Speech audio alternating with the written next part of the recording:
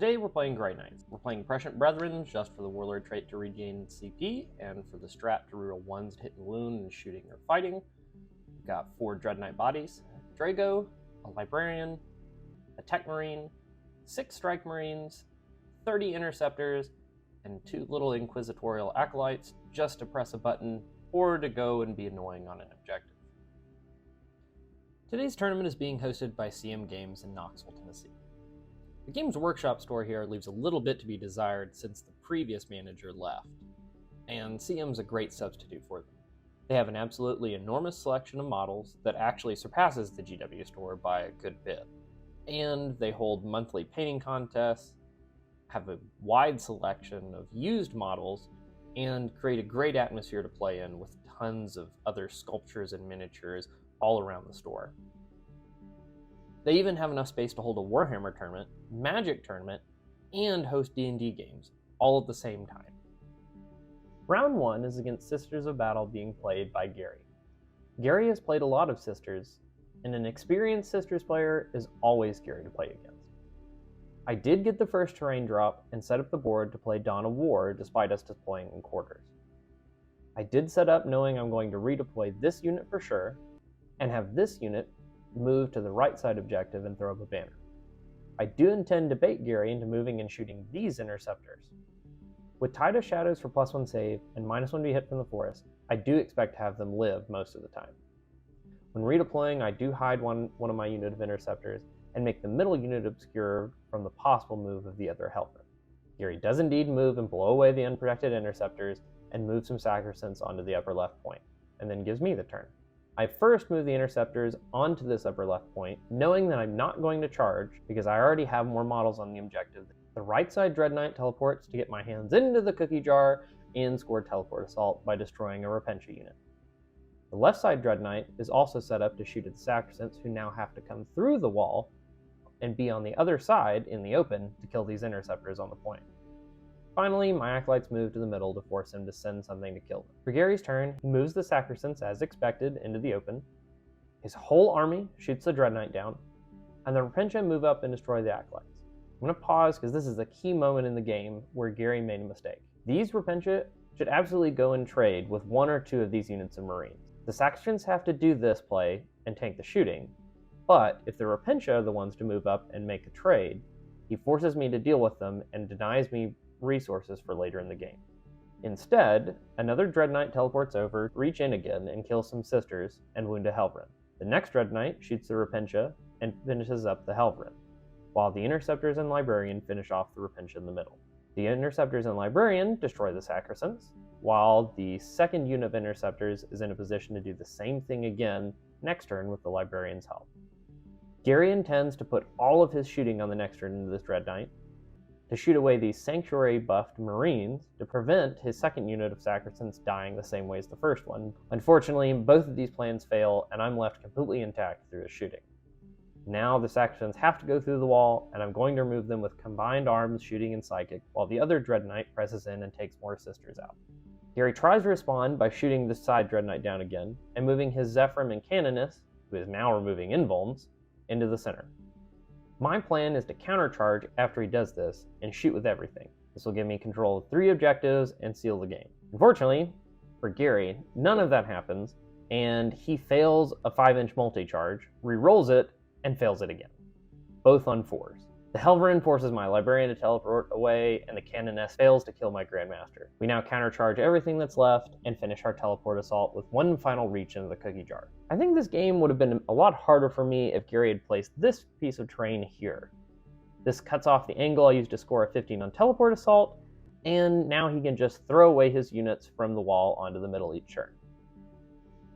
Round 2 is against a beautifully painted Orks army being played by Derek. We're playing Secure Missing Artifacts where you move the objectives, and, as you might expect, Orks players just really want to reach out and touch you, every turn. We deploy as obscured from mech guns as possible, knowing that our redeploy is going to allow us to be more hidden than it actually looks. Unfortunately, I am clumsy, and I knock over some of the terrain. So just remember that there are some Marines under this terrain feature. The Orks do get to go first and move everything up with advanced rolls everywhere. He intends to jam Gaz into my face quickly, and then use him to keep me in place dealing with him. My priority when I get the turn is first to kill this battle wagon to get Gaz out. Then I move 3 units of Marines up to kill Squighogs, Commandos, and to charge Gaz once he falls out of the wagon. My Dread Knights want to move out to reinforce this plan by shooting off the units that I intend to charge, or giving me the option not to charge them and to charge in other things if I get lucky and kill them. The Librarian also gets out there to help guarantee the kill on the battle wagon. And when all is said and done, I've greatly reduced the Orc threat. Since my shooting killed the Squighog Riders, I charged the Gretchen on the other side of this wall, and my 2 Marines with Sanctuary get to live in combat with Gaz to block him off from going through the gap in the terrain. Finally, the last unit of Squighogs on the bottom right fails their morale in a 6 and runs. Derek did consider using Insane Bravery, but given that it was a high percentage chance that they stayed, he went ahead and rolled it. On his turn, he brings in his Meganobs from reserve, intending to take the 9-inch rollable charge into my Grandmaster.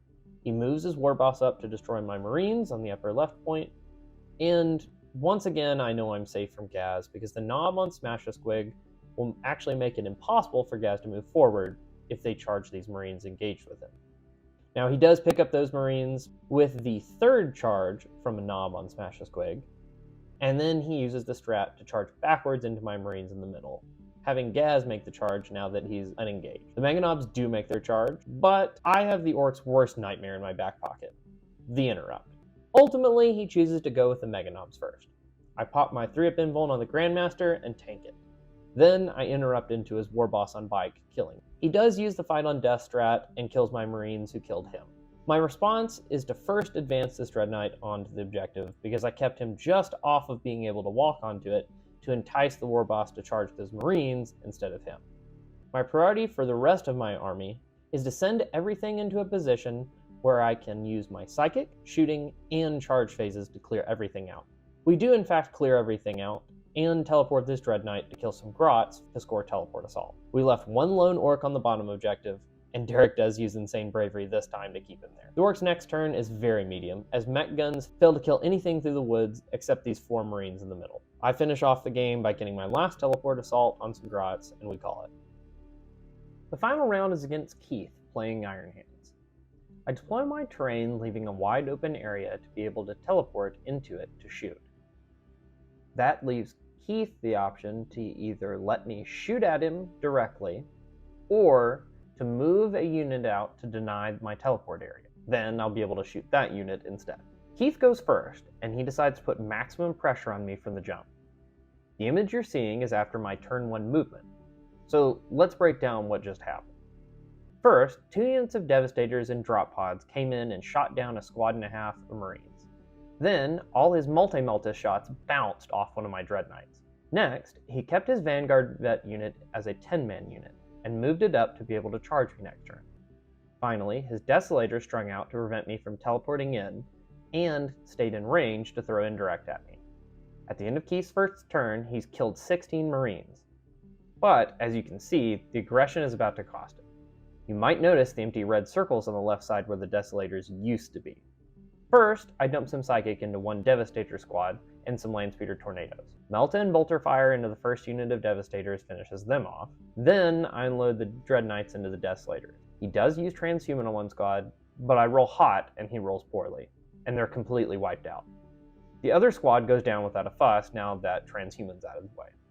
My remaining units then finish off the 2 Landspeeders, which were damaged in Psychic phase. It's now my charge phase, and I intend to charge both Dread Knights into this Devastator squad, and use my Pile-Ins and Consolidates to end in combat with the drop pod, touching each of the points. This will make them be unable to be shot and guarantee me an 8 on my primary at least. My other units want to go and tag all the units that they can. I did get lucky and made the 9-inch charge on my teleported Dread Knight using my reroll. I elected to start here, knowing if I can reduce the swing back from the Vanguard Vets, I'll have a good shot at picking them up on the following turn. The conclusion of combat sees me pick up 4 Vanguard Vets, keep 1 Interceptor with Sanctuary alive, and tag or kill all of the units on the upper left objective. We decided to talk it out at this point, because despite the Gladiator coming in from reserves, it won't have any real targets unless he falls everything back. If he chooses to fall everything back, only a Gladiator, a Contemptor, and some characters will be able to shoot. Then, I'll pick up the rest of his army with Psychic and Dread Knight shooting on the following turn. The end result would be me getting 12s on primary for 2 turns, and Keith getting a total of 2 points on banners going into round 4, as he didn't put up a banner on round 1 onto his home objective. I should add this was all in good spirit. Keith was a great opponent and a great sport about it, and it's truly a skill of an up-and-coming good player to know when the game is actually over versus an outside shot at victory. Identifying that me being up 16 primary points and an effective 13 points on secondaries, with Teleport Assault being a definite 15 at this point, and his banners being very close to a 2 or a 3, that means regardless of what happens past this point, I'm going to win by no less than 20 points. The last and most awesome thing about playing at this store was that everyone gets to know you took the tournament down. You get a shout out on their Facebook page, your picture taken, and, most importantly, to wear a physical crown. Hail to the king, and yes, that big goofy smile is genuine, and it's going to be there every time I play here. Don't forget to like and subscribe. It's just a click, but it means a ton to me. Don't forget to check out the Death or Glory live streams and YouTube channel for additional awesome content. And, as always, thanks for rolling some dice with Rice.